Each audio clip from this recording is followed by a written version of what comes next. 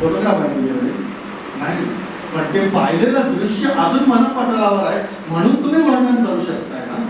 त्यामुळे विचाराला दृश्य पण असतं, परंतु ते कसं, कुठल्या माध्यमात आणि किती प्रमाणात दाखवायचं याची मर्यादा आणि याची शक्ती ही कलाकाराकडे असते. आणि म्हणून कलाकार ज्यावेळी आपल्या मनामध्ये अमूर्त म्हणजे जे व्यक्त केलेलं नाही असे विचार ज्यावेळी कलेच्या माध्यमातून प्रकट करतो तेव्हा ते मूर्त स्वरूपात येतात. आज कला क्षेत्रामध्ये वास्तववादी असेल तर मूर्त आणि केवळ आकारी असेल तर त्याला अमूर्त किंवा ॲब्स्ट्रॅक्ट म्हणण्याची प्रथा, चुकीची प्रथा नाही आहे, तो अभ्यासक्रमाचा भाग आहे. परंतु जे काही मनामध्ये आहे ते प्रकट केलं जातं, त्यावेळी ते प्रकट झाल्यानंतर ते फक्त आपलं राहत नाही, ते रसिकाचं सुद्धा असतं. याची जाणीव लोकांमध्ये निर्माण करायची असेल तर अशा प्रकारे कार्यक्रम करण्याची आवश्यकता. बदलापूर आर्ट गॅलरी, इकडची शासन व्यवस्था, इकडची जी कमिटी आहे यांनी अशा प्रकारचा हा उपक्रम घेतलेला आहे. ही फार चांगली गोष्ट आहे. म्हणून या ग्रुपवरती असा कार्यक्रम आयोजित होतोय म्हटल्यानंतर सुहास बाहुलकरांनी भावनाताईंचं अभिनंदन केलं. ही फार चांगली गोष्ट आहे, हे होणं आवश्यक आहे आणि सांगता आलं पाहिजे. मग ही चित्रकला सुरू कशी झाली? इतिहासामध्ये जाण्याचा किंवा भविष्यामध्ये जाण्याचा हा माणसाचा एक स्वभाव आहे. वर्तमानामध्ये राहण्याचा माणसाचा फार क्वचित स्वभाव असतो. जे मोठे आणि संत आणि मोठे व्यक्ती असतात ते वर्तमान जगत असतात, पण सर्वसामान्यपणे आपण भूतकाळात किंवा भविष्यामध्ये रममान करत असतो. त्यामुळे सहज विचारतो की चित्रकला कशी जन्माला आली असेल. आणि मग आपण ते जेव्हा शोधायला लागतो त्यावेळी कलेच्या इतिहासामध्ये किंवा शाळेच्या इतिहासाच्या पुस्तकात लक्षात आदिमानवाने सुद्धा भिंतीवरती पहिल्यांदा चित्र काढलं. म्हणजे अक्षर ओळख होण्याच्या अगोदर मगाशी मी जे सांगितलं त्याप्रमाणे आपण प्रत्येक जण इथला हा जन्माने चित्रकार म्हणूनच येतो. आणि मग हातात पहिल्यांदा पेन्सिल येते किंवा कुठे कोरणारी उमटणारी वस्तू येते, त्यावेळी आपण आकार आणि रेषा काढत असतो. आणि त्या आकार आणि रेषांमधून आपण आपल्या आई वडिलांना त्यावेळी सांगत असतो तुम्ही अमुक काढला, अमुक केलाय, अमुक केलाय. हे आपल्याला भासत असतं, बघणाऱ्याला भास होतोच असं नाही. परंतु अशा प्रकारे चित्रकलेचा जन्म हा आदिम काळामध्ये झाला. पहिलं चित्र जे घेतलं ते अल्टावेरा फ्रान्समधल्या एका गुफेमधलं आदिमानवाने काढलेलं बायझॉन म्हणजे आपण गवा म्हणतो त्या प्राण्याचं चित्र आहे. हे चित्र आकाराने खूप मोठं आहे, परंतु त्यावेळी त्याच्याकडे जे काही कार्बन मिळालं असेल त्याला किंवा जाळलेल्या वस्तू असतील किंवा प्राणी जे काही वस्तू असतील त्याच्यामध्ये त्यांनी काढलेलं चित्र आहे. परंतु ते चित्र त्याला काढावंसं वाटलं. ह्या कल्पनेला फार महत्व आहे की रोज आपण शिकारीला जात असतो, रोज आपण अनेक प्राणी पाहत असतो, त्यामध्ये भय असतं, त्यामध्ये त्याची आसक्ती असते, त्याचं भोजन म्हणून आहे. परंतु ते समोर नसताना सुद्धा भिंतीवर चित्र काढावंच वाटतं.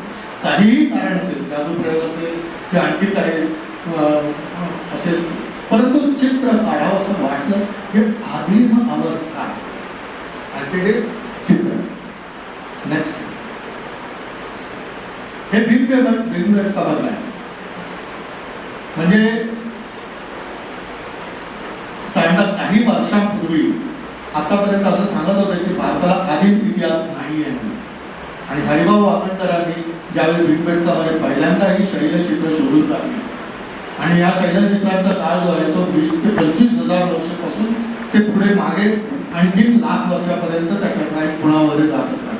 परंतु ही चित्र ज्यावेळी पाहिली त्यावेळी लक्षात आलं की तेवढा मानवी वास्तव्याचा आदिम इतिहास आपल्याला सुद्धा आहे. त्याच्यानंतर मग भारतात अनेक ठिकाणी अशी आदिमानवाने केलेल्या कलाकृती, शिल्प आणि चित्र पाहायला मिळतात. तर त्यातलं हे एक चित्र आहे. नेक्स्ट नंतर सुसंस्कृत झाल्यानंतर ज्यावेळी कौशल्य आणि सौंदर्याची भर त्यात पडायला लागली त्यावेळी हे काढलेलं प्राण्याचंच हत्तीचं चित्र हे अजंठामध्ये. नेक्स्ट, मानवी आकृतीमध्ये वास्तवदर्शी शरीर रचनेपेक्षाही एक काव्यात्मक रेषा प्रवाहित होत असते. हे ज्यावेळी नृत्य करणाऱ्या व्यक्तींना पाहून कलाकाराच्या लक्षात आलं, त्यावेळी आपण काढलेल्या चित्रांमध्ये सुद्धा ही काव्यात्मक लयबद्धता आणि अध्यात्म सांगणारी ताकद चित्रामधून कुठे व्यक्त होऊ शकते. अशी अनेक भित्तिचित्र, भित्तिशिल्प, उठाव शिल्प तयार झाले भारतामध्ये. तसेच हे पद्मपाणी बोधिसत्व चित्र अजंठामध्ये. नेक्स्ट, हे राजा रविवर्मांनी काढलेलं सरस्वतीचं चित्र. म्हणजे चित्र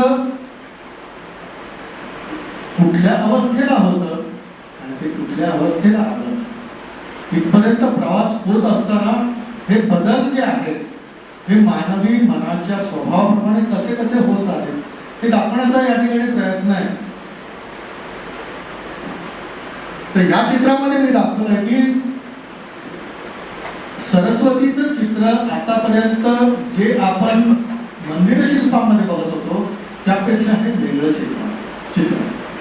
आणि ह्या चित्राला राजा रविवर्मांनी जन्म दिला. आणि आजही आपण अनेक सरस्वतीची चित्र ह्या चित्रामधूनच पाहत असतो. आणि वास्तवदर्शी देवतांना स्वरूप देण्याची जी अभिलाषा आहे ती राजा रविवर्माच्या मनामध्ये का उत्पन्न झाली असावी त्याची अनेक कारणं अनेक समीक्षक सांगत असतात. परंतु मला असं आढळतं की त्यावेळी यक्षगान होतं, त्यावेळी मराठी नाट्यभूमी होती आणि त्यामध्ये पौराणिक विषयांवर आधारित नाट्यप्रसंग होत होते, नेपथ्य होत होतं. आभरण, वस्त्र परिधान करणं या सगळ्या गोष्टी आजूबाजूला होत असतात आणि त्याच्यामधून त्याला वाटतं की आपण असं करावं. हे लक्षात घ्या. आजही काही वेळा काही गोष्टी कानावर येतात त्यावेळी वाईट वाटतं की रविवर्माला आम्ही कलाकार मानत नाही. वाईट वाटतं, वेदना होते थोडीशी.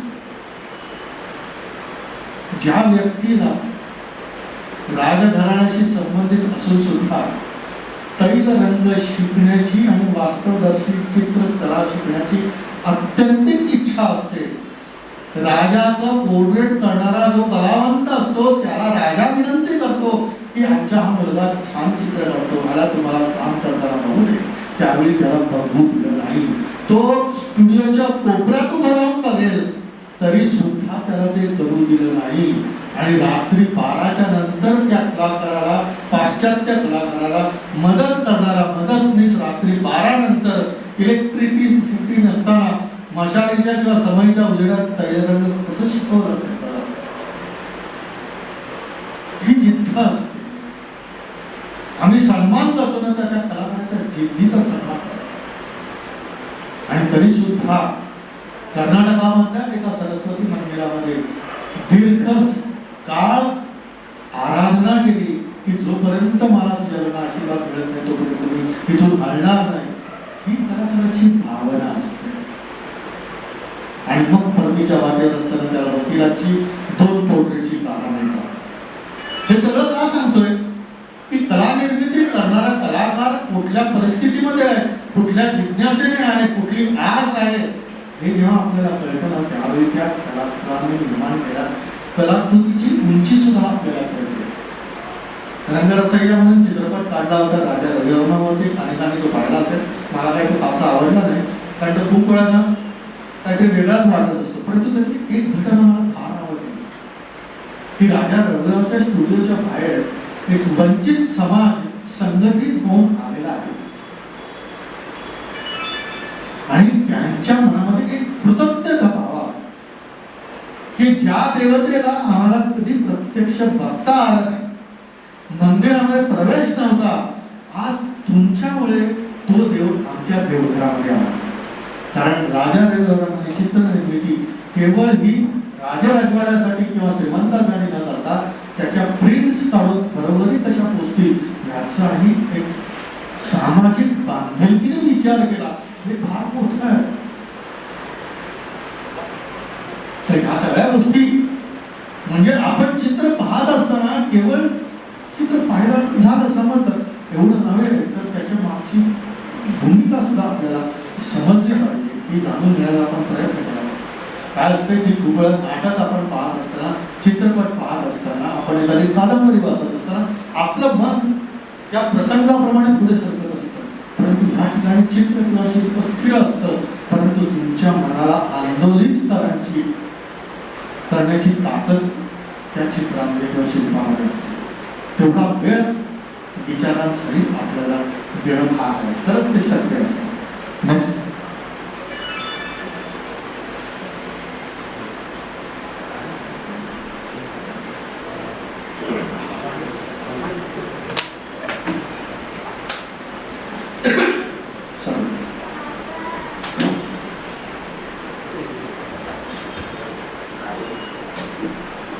ही माझी बालपणची आठवण आहे. बालपण म्हणजे एज ऑफ इनोसन्स म्हणून मी प्रदर्शन केलं होतं. त्यावेळी लहान मुलं त्या वयामध्ये ज्या ज्या काही गोष्टी करत असतात त्या गोष्टीला महत्त्व देणं आणि माझ्या प्रत्येक प्रदर्शनाला एक कुठली तरी थीम असते, एक विषय घेतो असतो आणि त्या विषयाला मी वाहून घेतो.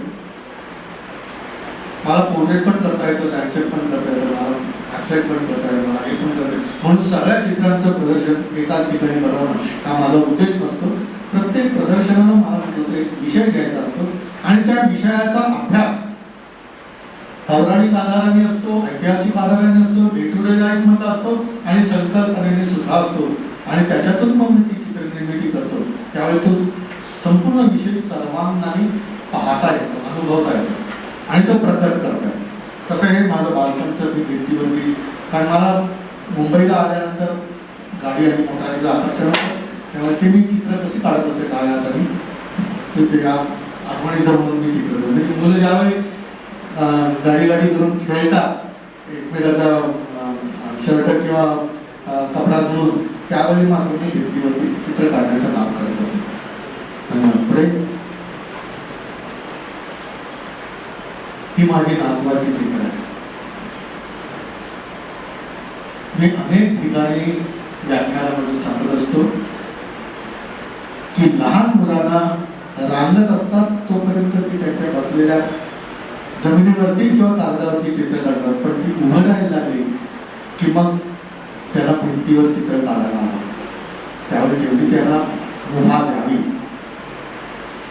एक दोन वेळा मी कागद लावून देत असेल, पण माझ्या बायकोनेच सांगितलं तुम्ही व्याख्यानात सांगता भिंतीवर काढायला, तुम्ही कशाला अडवता.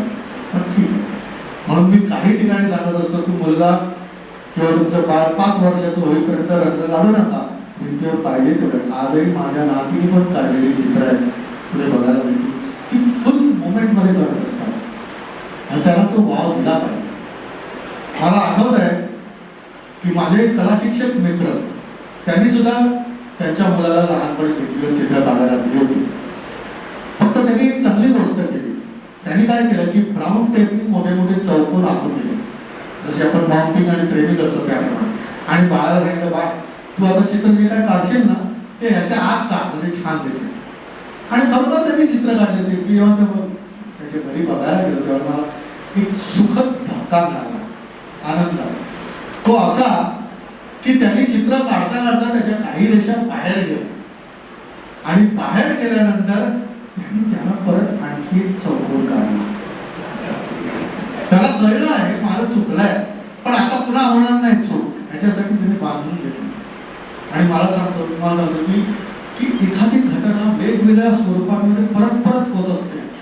2 आंखें 12 सिनेमा ज्यांनी बघितला असेल त्याच्यात तुम्हाला लक्षात येते की भयंकर ते 6 कैदी असतात आणि त्या कैद्यांना जेलमध्ये बंद ठेवलं तर त्याच्यात सुधारणा होणं कठीण आहे. म्हणून तो जेलर एका फार्म हाऊस वरती घेऊन जातो त्याला आणि त्या ठिकाणी जे कंपाऊंड असते तोडतो तो सगळं, आणि मग तिकडे ते सगळे जेलमध्ये ते कैदी काम करत असतात. तेवढ्यात बाहेरून कोणीतरी एक महिला व्हायलिन वाजवत किंवा ते बाजा वाजवत जात असते, ते सगळेजण आकृष्ट होऊन तिच्याकडे बघायला लागतात. त्यातला शंकर म्हणून जो कैदी असतो ना, ते तारेचं कुंपण परत असा वर उचलून ठेवतो. ही मर्यादा आहे, ही संस्कारांनी आलेली. तर तो जो संस्कार दिला होता बाबांनी, की कलाकृती फ्रेमिंग आणि माउंटिंगमुळे सुंदर दिसते, फ्रीडम तुम्हाला त्या चौकटीमध्ये आहे, आणि ती चौकट जी आहे त्या चौकटीच्या बाहेर गेलात तरी सुद्धा तुम्हाला ती चौकट लक्षात राहिली पाहिजे. चौकट ही जेलची नसते. रक्षा म्हणून बांधलेली राखी ही बेडी नसते. आपण कुठल्या दृष्टीने पाहतो त्या, तर ही दृष्टी जी आहे ना ती डेव्हलप झाली पाहिजे, हे त्या संस्कारामधून मला जाणवलं. नेक्स्ट, ही त्याचीच चित्र आहेत. नेक्स्ट नेक्स्ट नेक्स्ट ही आता नातीची चित्र आहे. आणि तिला केवळ भिंतीवर रंगवायला आवडत नाही.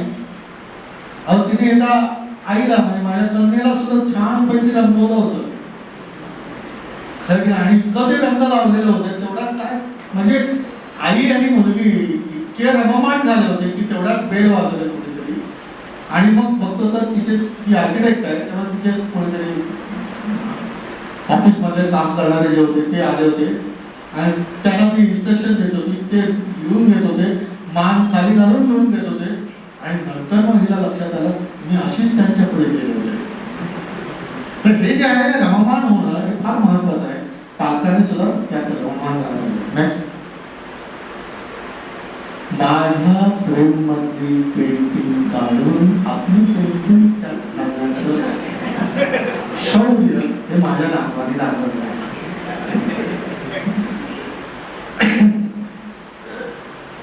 तो एक वेगळाच आनंद असतो. असं सांगतात की अकबराने एकदा दरबारामध्ये प्रश्न विचारला, राजाच्या बादशाच्या छातीवर लाथ मारणारा, त्याची दाढी खेचणारा, त्याला काय शिक्षा केली पाहिजे. अनेकांनी त्याला सुई चढवा, हातीच्या पायात तुडवा, तर काय काय काय सांगितलं. बिरबल, तू काय बोलत नाहीस. त्याच्या हातात वाळे आणि पायात गोगरं बांधावेत असं त्यांनी सांगितलं. कारण एवढं साहस फक्त तुमचा नातूच करू शकतो.